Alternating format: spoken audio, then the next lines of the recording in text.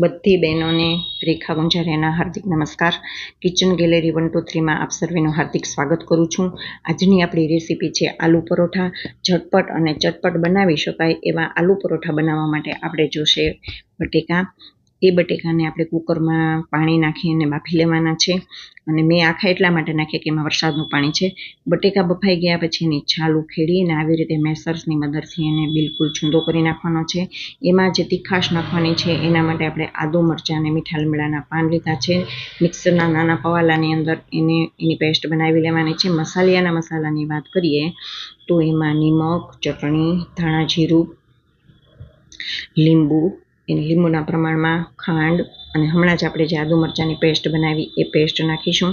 ઉપરથી નાખીશું લીલા ધાણા અને મરી પાવડર તો મારી લગભગ દરેક રેસીપીમાં હોય જ, બરાબર। આ બધી સામગ્રીને, આ બધા મસાલાને બટેકાની અંદર સરસ રીતે મિક્સ કરી શકાય એટલા માટે હું હાથેથી જ એને મિક્સ કરું છું। અને આ જે બેટર તૈયાર થયું છે, આ જે મસાલો તૈયાર થયો છે એ જ આપણે પરોઠાની અંદર ભરવાનો છે। અને આ જ મસાલાથી બહેનો આપણે બટેકા વડા પણ બનાવી શકીએ અને આ જ મસાલાથી આપણે ટિક્કી પણ બનાવી શકીએ। મેં પરોઠાનો લોટ તો બાંધીને રાખી જ દીધો છે। રોટલી વણવાનો છે, રોટલીનો જે લોટ છે, ઘઉંનો ઝીણો લોટ, એનાથી જ આ પરોઠાનો લોટ બાંધ્યો છે। માત્ર સેજ 2 દાણા નિમક અને 1 પાવડું તેલ એની અંદર નાખ્યું છે। હવે એક લુવું લઈ અને મેં એક પરોઠું વણી લીધું છે, બીજું લુવું લીધું। હવે હું બીજું પરોઠું પણ વણીને બાજુમાં રાખું છું અને હવે આપણે જે મસાલો બનાવ્યો છે બટેકાનો એ આ એક પરોઠાની ઉપર હું સરસ રીતે હાથની મદદથી પાથરી દઉં છું, બરાબર। આખા પરોઠામાં પથરાઈ જાય એવી રીતે રાખવાનું છે અને એની ઉપર મૂકીશું આપણે બીજું પરોઠું।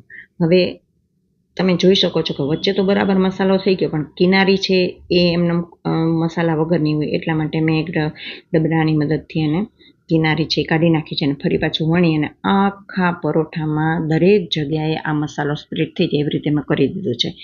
શેકવા માટે લોઢી તૈયાર છે, એમાં લગાવ્યું છે મેં બટર અને હવે મેં પરોઠું એમાં નાખ્યું છે શેકવા માટે અને સરસ રીતે ધીમા ગેસે આપણે આ પરોઠાને શેકવાનો છે। ઉપરથી પણ મેં લગાવ્યું છે બટર। હા બહેનો, તમે ઘી, માખણ, બજારમાં મળતું બટર કે તેલ તમને જે પણ અનુકૂળ હોય એમાં તમે આ પરોઠાને શેકી શકો છો। પરોઠાને આપણે ઉથલાવીએ, બીજું પડ આપણે એનું શેકીએ અને ગેસ તો ધીમો જ રાખવાનો છે। મેં કહ્યું છે તેમ આ પરોઠું થોડુંક જાડું રાખે છે, મસાલો મેં ફૂલ નાખ્યો છે એટલે થોડુંક એ જો ફૂલે પણ છે અને આખા પરોઠાની અંદર મસાલો બરાબર રીતે ભળેલો છે એટલે ખાવાની બહુ જ મજા આવશે।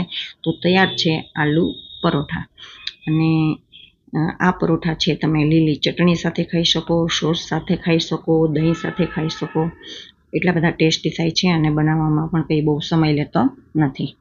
તો કિચન ગેલેરી 1 2 3 માં મારી તમને આ રેસીપી કેવી લાગી? જો તમને ગમી હોય તો લાઈક, શેર અને સબસ્ક્રાઈબ કરવાનું ભૂલશો નહીં।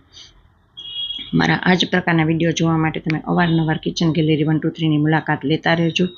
ચાલો મળીએ નવા વિડીયો સાથે, નવી રેસીપી સાથે। ત્યાં સુધી આપ સૌને મારા નમસ્કાર।